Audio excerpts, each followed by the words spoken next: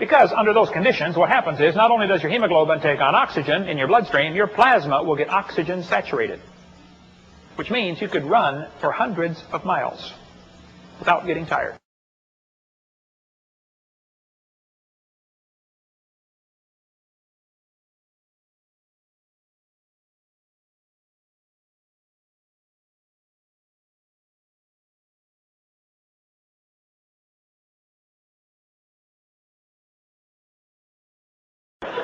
I think before the flood came, things were just a lot different, okay?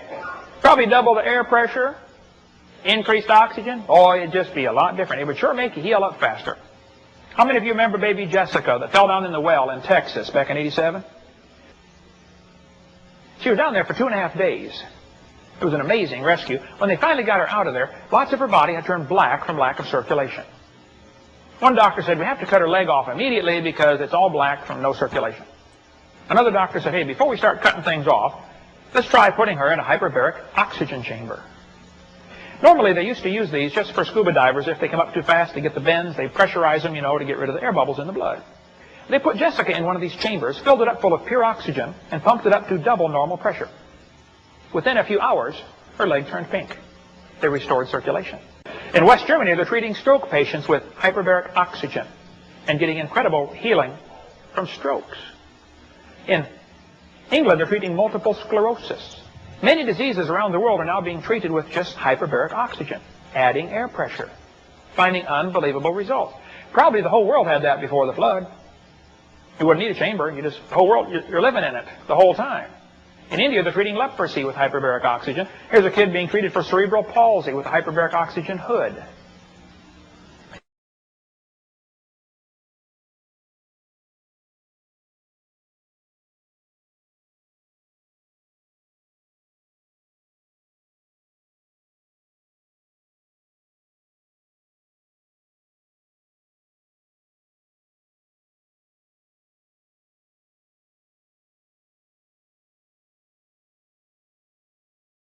There's a clinic in Dallas. They give you hydrogen peroxide in your water to drink, and it helps most diseases get better.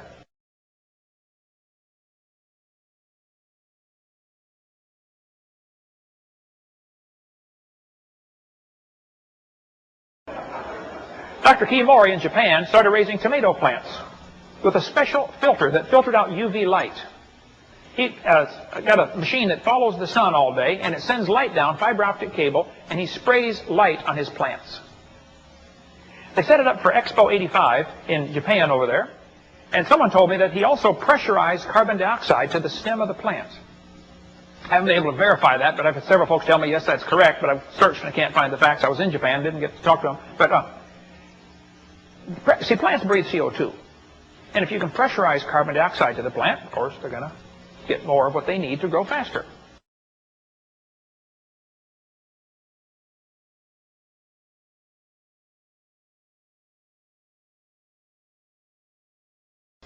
They expected Dr. Kimori's tomato plant might produce 10,000 tomatoes.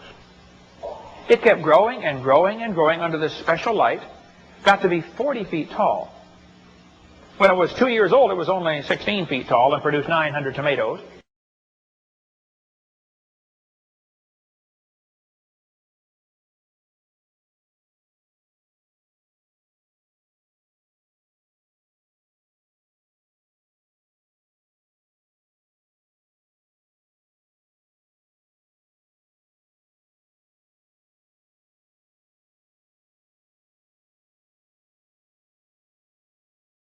I was debating a woman, named Eugenia Scott.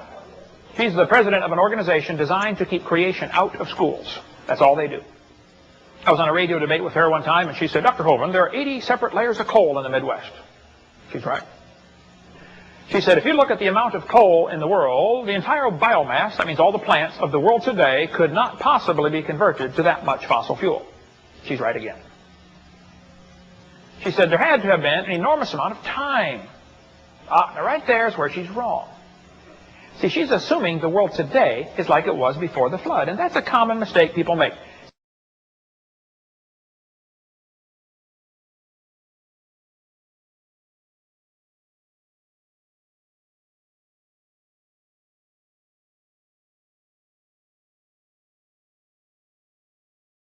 One professor said, Hovind, if there was a worldwide flood, where did it all go? Where's all that water? I said, well, it's still here. It's out in the oceans. They're huge. There's enough water out there right now to cover the earth 1.5 miles deep everywhere.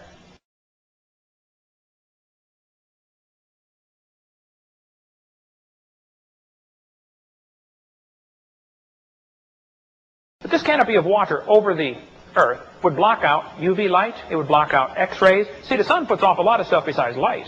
It puts off X-rays and gamma rays and beta rays.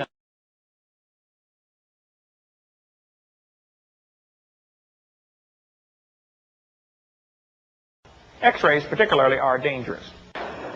But you go to the hospital, get an X-ray, and he puts this weird machine on top of you, and he says, okay, now take a deep breath. Hold it. And he runs out in the hall. You say, wait, Doc, come here. Is this machine dangerous? He says, no, it's harmless. You say, if it's harmless, Doc, how come you got a lead apron on and you're running out behind a lead-plated wall?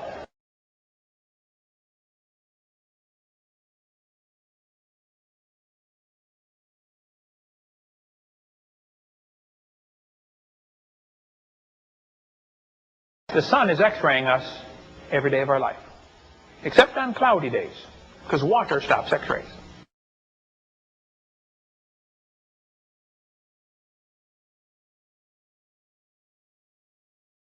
Before the flood, they lived over 900 years. One guy travels around, he claims to be a creationist. He says, you know, they didn't really live to be 900 years old. They counted every month as a year. You have to divide their age by 12. Wow. That's an even bigger miracle. You know, Enoch was 65 when he begat Methuselah. Two of these guys were 65. Let's see, divided by 12, he's 5.5 when he became a daddy. I don't think so. No, they were living to be 900. Yes, they really were. Okay.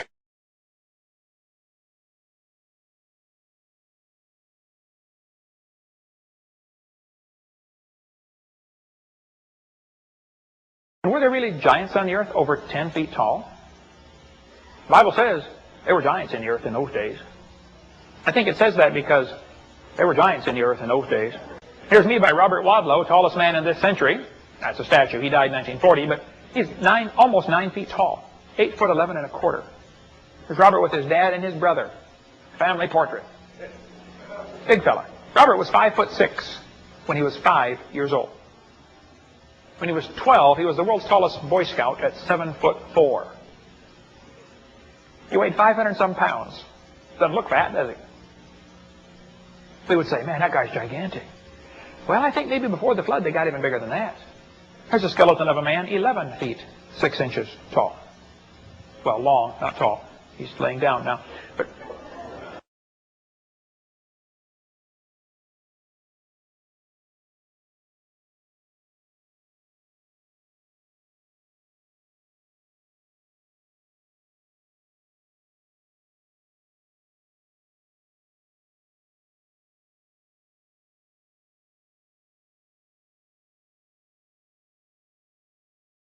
But I bet you didn't hear about the skeletons found in Indiana back in 1879.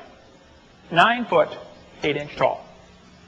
Now, why would they not tell you about that in your public school textbook? Could it be that somebody wants you to believe a theory which says, man used to be itty-bitty and we're getting bigger and better, and, you know, this kind of evidence kind of upsets the theory, so we'll just kind of ignore that?